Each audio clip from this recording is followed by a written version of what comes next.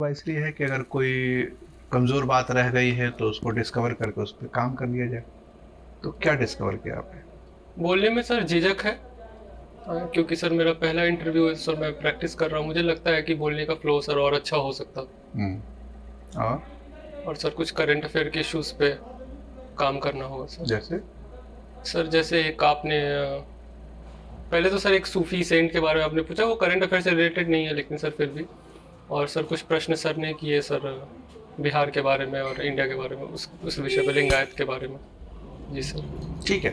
देखिए आइडिया ये है आशुतोष कि आपको चूँकि बिहार प्रशासन में कार्य करना है, आयोग के सदस्य यही देखना चाहेंगे कि वहाँ के ज़मीनी परिस्थितियों से आप कितने अवगत हैं। सिविल इंजीनियर है तो आपके पास एक विशेष कौशल है, समाजशास्त्र विषय है उसका भी आप लाभ ले सकते हैं प्रशासन में। लेकिन उसका एप्लीकेशन पार्ट क्या है? जैसे कि समाजशास्त्रीय अध्ययन बिहार का अगर करना है, तो हमें क्या-क्या जानना पड़ेगा? उनके लोक सांस्कृतिक गतिविधियाँ क्या-क्या हैं? त्योहार क्या हैं? पर्व क्या हैं? उसमें पर्यटन के केंद्र के बारे में इसलिए पूछा जाता है क्योंकि बहुत सारे लोग उसमें हमेशा जुड़े रहते हैं। जी सर। तो जितने भी टूरिस्ट सर्किट हैं बिहार के, वो कितने हैं, वो उसके बारे में अपडेटेड इन्फॉर्मेशन, उसके जो मेन पॉइंट्स हैं उसके इन्फॉर्मेशन, उससे रिलेटेड जो चूँकि ये मूवर्स हैं ना, जो भी स्पिरिचुअल लीडर्स होते हैं, ये लोगों को मोबिलाइज़ करते हैं, उनमें गतिशीलता पैदा करते हैं। तो आप सोशियोलॉजी में आपने पढ़ा है कि मोबिलिटी जो है वो हॉरिजॉन्टल, वर्टिकल दोनों हो सकती है। जी सर। और कई बार हम इस तरह के जो स्पिरिचुअल लीडर्स हैं या सोशल रिफॉर्मर्स हैं, उनको हम स्टेट फॉर्मेशन में और स्टेट सिविल सोसाइटी इंटरेक्शन में इंगेज कर सकते हैं, कंस्ट्रक्टिवली।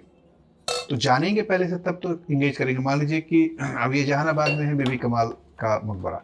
कल को आपको जहानाबाद में पोस्टिंग मिले और आप अवगत हैं कि इनके उर्स में या सालाना उसमें हज़ारों लाखों लोग आते हैं, हर धर्म के लोग आते हैं। जी सर। उसी तरीके से आपको मान लीजिए सिख गुरुद्वारे के बारे में पता हो कि वहाँ हज़ारों लाखों लोगों से जुड़े हुए हैं, या इस तरह से बहुत सारे ऐसे तीर्थ स्थल हो सकते हैं। तो ये अगर पता हो तो एक तो आपका दायित्व रहता है कि वहाँ विधि व्यवस्था बना के रखें, शांति बना के रखें। और अगर पब्लिक में अवेयरनेस क्रिएट करना चाहते हैं, उस स्थान पे कोई कैंप लगा देंगे, वहाँ पर कैनेपी लेंगे, अपने कुछ स्टाफ को रख देंगे, तो उसका एक अलग साइकोलॉजिकल इम्पैक्ट होता है। तो अवेयरनेस फॉर्मेशन का जो स्पीड है वो तेज हो जाएगा, जी सर। कम्युनिकेशन स्पीड तेज हो जाता है। तो इसको आप कंस्ट्रक्टिवली यूज़ कर सकते हैं। तो ये देखा ये जाता है कि आप कितने इमेजिनेटिवली अपने थियोरेटिकल अंडरस्टैंडिंग को डे टू डे एडमिनिस्ट्रेशन के और लाइफ में अप्लाई कर पाते हैं, इसलिए ये सब सवाल बनते हैं। तो थोड़ा सा देख लीजिएगा। वैसे ओवरऑल आपका परफॉर्मेंस काफ़ी इंप्रेसिव है, हम तीनों लोग आपके परफॉर्मेंस से खुश हैं। जो भी डिफरेंट पैरामीटर्स हैं, आपकी एंट्री ठीक है, फिटिंग पोस्चर अच्छा है, ड्रेस सेंस अच्छा है, बातचीत करने का अंदाज अच्छा है, अंडरस्टैंडिंग भी अच्छी है, मोस्टली आपका एनालिसिस बहुत अच्छा है और तर्कसंगत है, उसमें क्लैरिटी है एक्सपोजिशन में, वाक्य का जो डिलीवरी है वो सब मतलब फ्लो अच्छा है, लैंग्वेज वगैरह आपका अच्छा है। तो ज़्यादातर चीज़ें बहुत अच्छी हैं। दो तीन यही सब बातें हैं जिस पे कि थोड़ा बहुत हम सजेस्ट कर सकते हैं। अब आपने चूँकि गीत लिखा है कि गाना पसंद है, तो उसमें झिझक नहीं दिखाना है। जी आप सर। मानसिक तौर पे तैयार होके जाइए कि मेरे चूँकि मैंने लिख दिया है या मेंशन करूँगा मैं कि गीत सुनना और गाना दोनों पसंद है मुझे, तो कोई भी कह सकता है कि कौन-कौन से गीत आपको पसंद है और क्यों पसंद है। जी सर। उसके विश्लेषण पर भी सवाल आ सकता है और कोई गाने को इनवाइट कर सकता है। तो अपना बेधड़क सर वो एक्सपेक्टेड नहीं था, इसीलिए सर थोड़ा। एक्सपेक्ट करिए, क्योंकि आप मेंशन कर रहे हैं कि आपको गीत गाना पसंद है, तो इसका भी तो प्रशासन में इस्तेमाल हो सकता है। गीत का सर।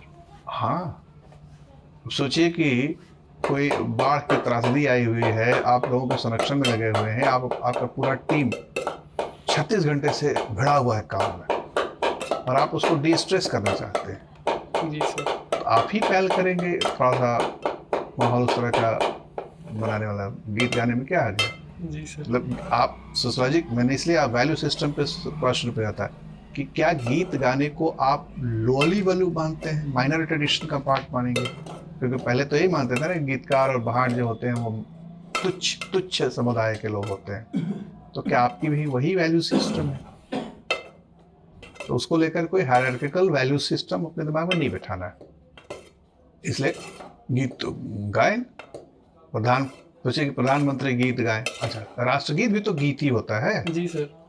सब लोग गाते हैं ना, ठीक है। Okay sir. तो एक दो इन्हीं बातों पर खाली थोड़ा सा अलर्ट रहना, बाकी सब चीज़ें आपकी बहुत अच्छी है।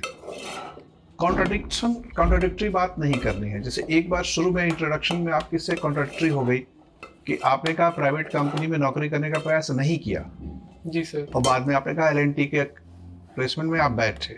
सर हुआ यूं कि सर एलएनटी में बैठे थे, लेकिन सर उसके बाद इंटरेस्ट खो दिए, बहुत टाइम हो गया, तो कोविड के बाद सर हम कांटेक्ट ही नहीं किए। फिर कोई बात कॉल आया भी, फिर भी सर वो छोड़ दिए क्योंकि हम इस फील्ड में आ चुके थे सर। ठीक है, तो ये बात कंसिस्टेंसी रहनी चाहिए, बस इसका प्रिकॉशन रखिए। Okay sir. चलिए, बाकी से बढ़िया है। सर लैंग्वेज का फ्लो, लैंग्वेज बहुत अच्छा है, लैंग्वेज अच्छा, फ्लो अच्छा है, वॉल्यूम भी अच्छा है। सर हिंदी में क्योंकि सर थोड़ी सी दिक्कत होती है, तो इसीलिए हम हिंदी मीडियम डाले थे। मुझे कोई दिक्कत महसूस नहीं हो रही आपके हिंदी में, ओके सर। इस तरह की कोई धारणा मत बनाइए। Okay sir. चलिए, all the okay, best. Thank you sir.